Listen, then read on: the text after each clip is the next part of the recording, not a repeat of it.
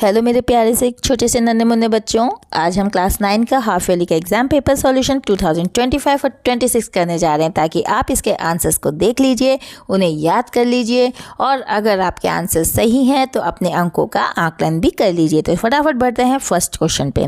The spirit of launch नामक पुस्तक के रचयिता कौन है? तो बच्चों यहाँ मैंने सीधा आंसर आपके लिए लिख दिया है, मॉन्टेस्क्यू। रूस की संसद का नाम क्या है? रूस की संसद का नाम है ड्यूमा। आगे बढ़ते हैं। पूर्वी घाट का सर्वोच्च शिखर कौन सा है? पूर्वी घाट का सर्वोच्च शिखर है महेंद्रगिरी। वहीं लोकतांत्रिक शासन पद्धति तुरंत से बेहतर है क्योंकि ये अधिक जवाबदेही होती है। आगे बढ़ते हैं। भारतीय संविधान सभा की प्रारूप समिति के अध्यक्ष कौन थे? देखिए कितना आसान सवाल है, तो इसका उत्तर होगा भीमराव अंबेडकर। चुनाव घोषणा पत्र जारी किया जाता है राजनीतिक दल द्वारा। चुनाव घोषणा पत्र जो है वो किसके द्वारा जारी किया जा रहा है? राजनीतिक दल के द्वारा। भारत की समय रेखा कौन सी है? तो भारत की समय रेखा है 82 1/2 डिग्री पूर्वी देशांतर। सरसों कौन सी फसल है? बच्चों सरसों तो रबी की फसल है। भारत में सर्वाधिक निर्धनता का अनुपात वाला राज्य कौन सा है? बिहार। इसके पश्चात निम्न में से किसे मानव पूंजी माना जाता है? तो हमारे ऑप्शन में उपयुक्त सभी था, तो इसमें उपयुक्त सभी आएगा क्योंकि डॉक्टर, इंजीनियर और शिक्षक सभी को मानव पूंजी माना जाता है क्योंकि वह सभी शिक्षित और कुशल मानव संसाधन है। आइए बढ़ते हैं रिक्त स्थानों पे। रिक्त स्थानों में दासों की आज़ादी का प्रतीक है स्टैच्यू ऑफ लिबर्टी। इसके पश्चात रूस में बोल्शेविक क्रांति हुई थी 1917 में। भारत दक्षिणी गोलार्ध में स्थित है। भारत में वर्ष 2011 में साक्षरता दर कितनी थी? 74%। लोकतंत्र में सरकार जनता के प्रति उत्तरदायी होती है। ठीक है, लोकतंत्र में सरकार किसके प्रति उत्तरदायी है? जनता के प्रति। 16वीं लोकसभा में महिलाओं की संख्या थी 78। स्वास्थ्य एवं पर्यटन तृतीय क्षेत्र में शामिल है क्योंकि स्वास्थ्य और पर्यटन से हमें सेवाएं मिल रही है और सेवाएं जहां मिलती है वो तृतीय क्षेत्र कहलाता है। इसी वजह से हम इसे सेवा क्षेत्र भी कहते हैं। कृषि पालमपुर गांव की मुख्य आर्थिक गतिविधि थी, चाहे कृषि लिखिए या खेती लिखिए, बिल्कुल सही है। अति लघुरात्मक पे बढ़ते हैं। दूरी राष्ट्रों के नाम पूछे थे जिसमें जर्मनी आता है, इटली आता है और जापान आता है। लू किसे कहते हैं? गर्मियों में चलने वाली गर्म और शुष्क हवाओं को लू कहा जाता है। टाइड, थोड़ा ये गड़बड़ हो गया, यहाँ पे द लगा लो, ठीक है। टाइड चर्च को दिया जाने वाला कर आय का 10वां भाग, जो कि लोग आय का 10वां भाग होता था, वो चर्च को दिया जाता था कर के रूप में। राष्ट्रीय नमूना सर्वेक्षण संगठन यानी कि NSSO द्वारा ये काम किया जाता था। वहीं प्राथमिक क्षेत्र में कृषि, मत्स्य पालन और वानिकी और खनन शामिल होते हैं। आइए आगे बढ़ते। सार्वभौमिक वयस्क मताधिकार 18 वर्ष या उससे अधिक आयु के सभी नागरिकों को मतदान देने का अधिकार होता है। बच्चों, मृदा अपरदन और भूमि की उर्वरता में कमी होती है। अगला क्वेश्चन है 8वां। भारतीय संसद के दो भाग कौन कौन से? राज्यसभा जिसे अपर हाउस कहते हैं और लोकसभा जिसे लोअर हाउस कहा जाता है। अक्षांशीय विस्तार को बताना था तो हमने लिखा 8 डिग्री 4 उत्तर से और 37 डिग्री 6 उत्तर। और देशांतरीय विस्तार की बात करें तो 68 डिग्री 7 पूर्व से 97 डिग्री 25 पूर्व तक।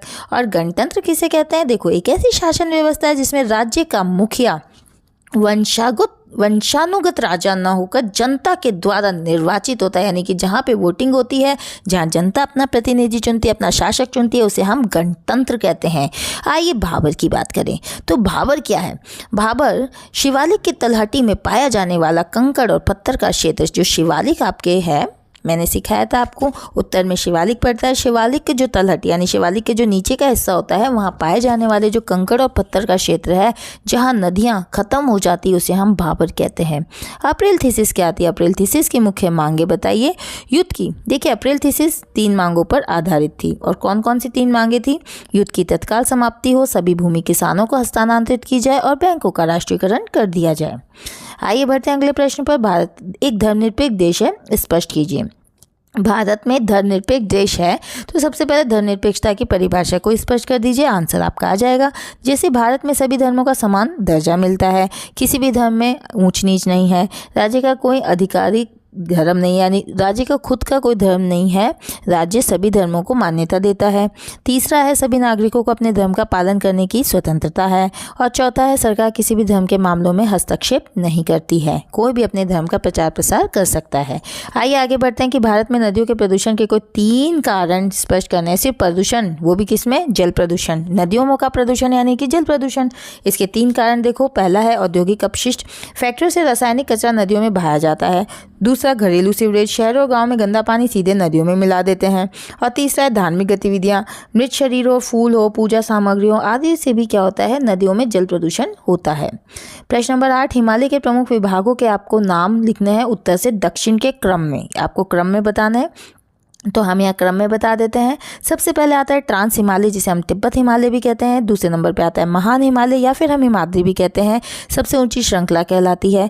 और तीसरे पे आता है मध्य हिमालय यानी कि हिमाचल। और अंत में आता है बच्चों शिवालिक या फिर भाई हिमालय, जो सबसे दक्षिण की ओर पड़ता है। अब आते हैं आगे, लोकतंत्र की 2 विशेषताएं लिखनी है। तो लोकतंत्र की 2 विशेषताएं लिखती हैं, जनता द्वारा चुनी गई सरकार होती है, जनता यहाँ वोट देती है, लोग अपने प्रतिनिधियों को चुनते हैं। और दूसरा है समानता का अधिकार, सभी नागरिकों को किसी भी धर्म के पालन करने में, रोजगार करने में, कहीं आने जाने में किसी भी तरीके की समानता दी जाती है, यानी लोगों के साथ भेदभाव नहीं किया जाता है। अगला प्रश्न है, प्रथम विश्व युद्ध का रूसी साम्राज्य पर क्या प्रभाव पड़ा था। तो प्रथम विश्व युद्ध की बात कर रहे हैं और रूसी साम्राज्य के ऊपर क्या प्रभाव पड़ा था। तो रूस को भारी आर्थिक नुकसान हुआ था, पैसे से संबंधित इसे बहुत नुकसान हुआ था, इसकी अर्थव्यवस्था बहुत ज़्यादा खराब हो गई थी। फिर लाखों सैनिक इसमें मारे गए थे, युद्ध होगा तो सैनिक मारे जाएंगे, जिसमें जनता से असंतोष बढ़ गया था। खाद्य पदार्थों की कमी हो गई थी और महंगाई बढ़ गई थी। अब भुखमरी जैसी स्थिति आ गई थी और महंगाई बहुत ज़्यादा हो गई थी, जो वस्तुएं थी वो भी बहुत महंगे दामों पे मिलती थी। जार की सरकार की लोकप्रियता घटी, इससे 1917 की क्रांति का मार्ग भी चालू हो गया। आगे बढ़ते हैं अगले प्रश्न पे, भारत में निर्धनता के कोई 2 प्रमुख कारण बताइए। तो बच्चों निर्धनता यानी गरीबी, गरीबी के 2 कारण बताने हैं। सबसे पहले तो बेरोजगारी, पर्याप्त रोजगार की कमी, यानी लोगों के पास अगर नौकरी नहीं होगी, रोजगार नहीं होगा तो वैसे भी निर्धनता हो जाएगी, पैसों की कमी हो जाएगी। इसके बाद निम्न शिक्षा स्तर, अशिक्षा के कारण अच्छी नौकरियां नहीं मिलती। और भारत में आज भी लोग काफ़ी कम पढ़े लिखे हैं, उन्हें तकनीकों का ज्ञान नहीं है, वो स्कूलों में ही पढ़ाई छोड़ देते हैं। इसकी वजह से उन्हें अच्छा रोजगार नहीं मिल पाता, अच्छा रोजगार नहीं मिलने की वजह से उन्हें अच्छी आमदनी, उन्हें पैसा भी नहीं मिल पाता और वो निर्धन बने रहते हैं। अगला प्रश्न है, नदियों तथा झीलों के कुछ आर्थिक महत्व को समझाइए। बच्चों नदियों और झीलों के आर्थिक महत्व को बताना है कि कैसे हमें फ़ायदा पहुंचाती है आर्थिक रूप से। तो सबसे पहले तो सिंचाई करते हैं हम नदियों झीलों से, कृषि के लिए जलापूर्ति। देखो कृषि के अंदर सिंचाई होती है, सिंचाई के बाद फसल पैदा होती है और फसल को हम बेचते हैं तो हमारे को पैसा मिलता है, तो ये आर्थिक महत्व भी है, तो ये सिंचाई को हम इसमें ले लेते हैं। देन जल विद्युत उत्पादन, आपकी जो नदियां हैं, आपकी जो झीलें हैं, उनसे जल से जो विद्युत यानी बिजली भी बनाई जाती है। अगला है परिवहन, देखो माल हो या यात्री हो, वो नाव में बैठ के, जहाज में बैठ के इधर से उधर जो जाते हैं, ये सब क्या कर रहे हैं, ये व्यापार हो रहा है या फिर पर्यटन हो रहा है, तो परिवहन भी इसका महत्व हो जाता है। मछली पालन, नदियों झीलों में मछलियों को पालन किया जाता है और फिर उन्हें बाजार में बेचा जाता है। इसके बाद मध्यावधि चुनाव किसे कहते हैं। देखो मध्यावधि चुनाव क्या है, जिसे हम उपचुनाव भी कह सकते हैं, उपचुनाव, ठीक है। अब ये क्या है, जब लोकसभा या विधानसभा का कार्यकाल पूरा होने से पहले ही भंग कर दिया जाए और नए चुनाव कराया जाए तो इसे मध्यावधि चुनाव कहते हैं। अब सार्वजनिक याचिका क्या है, इसका क्या महत्व है। सार्वजनिक याचिका को हम PIL भी कहते हैं, जिसे जनहित याचिका कहा जाता है। ये एक कानूनी उपाय है जिसके द्वारा कोई भी व्यक्ति या संगठन समाज के वंचित वर्ग की ओर से न्यायालय में याचिका दायर कर सकता है। इसका महत्व क्या है कि गरीब और असहाय लोगों को न्याय मिल जाता है और दूसरा सामाजिक न्याय को भी बढ़ावा मिलता है। नेक्स्ट है पालमपुर में बहुविध फसल प्रणाली को समझाइए। तो बहुविध जैसे नाम से क्लियर है, एक से ज़्यादा फसलें यहाँ उगाई जाती है। बहुविध फसल प्रणाली में एक ही खेत में एक वर्ष में 2 या 2 से अधिक फसलें उगाई जाती है। पालमपुर में खरीफ की फसल उगाई जाती थी जो कि ज्वार और बाजरा है मानसून के सीजन में, फिर रबी की फसल उगाई जाती थी जो कि गेहूं है, सर्दी में उगाई जाती थी। इससे किसानों की आय भी बढ़ती है और भूमि का सदुपयोग भी होता था। आइए बढ़ते हैं अगले प्रश्न पे, भारत में जलवायु पर हिमालय तथा समुद्रों का क्या प्रभाव पड़ता है। तो बच्चों बहुत ही महत्वपूर्ण प्रश्न है और थोड़ा सा लैंग्वेज चेंज करके आया है। सबसे पहले तो हिमालय का प्रभाव देखते हैं। मध्य एशिया से आने वाली ठंडी हवाओं को रोकता है, मानसूनी हवाओं को रोककर वर्षा कराता है और उत्तरी भारत को अत्यधिक ठंड से बचाता है।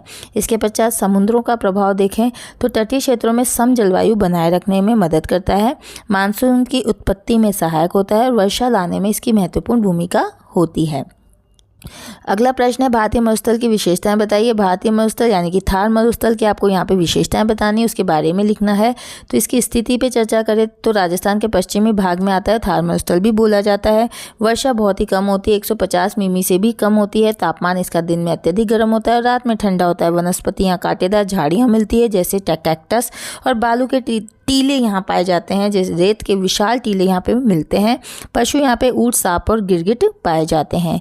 आइए बढ़ते हैं अगले प्रश्न पर। मानव पूंजी निर्माण में शिक्षा की क्या भूमिका है? तो शिक्षा की भूमिका की बात करें तो अगर हमें मानव को शिक्षा देंगे तो उसका कौशल विकास होगा। शिक्षा से व्यक्ति की क्षमता बढ़ती है, उत्पादकता में वृद्धि होगी, यानी शिक्षित व्यक्ति अधिक कुशलता से काम करता है, अधिक धन कमाता है, आय में वृद्धि होती है, अच्छी शिक्षा लेकर बेहतर नौकरी करता है, जागरूकता बढ़ती है। एक अच्छा शिक्षित व्यक्ति जागरूक होता है अपने स्वास्थ्य के प्रति, अपने अधिकारों के प्रति। आर्थिक विकास शिक्षित समाज को विकसित बनाता है, अपने परिवार को और अपने को भी विकसित बनाता है। तो आज के जो हाफ ईयरली सॉल्यूशन है यहीं ख़त्म होते हैं। अगली कक्षा में हम अपने अगले भाग के साथ मिलेंगे। तब तक के लिए धन्यवाद।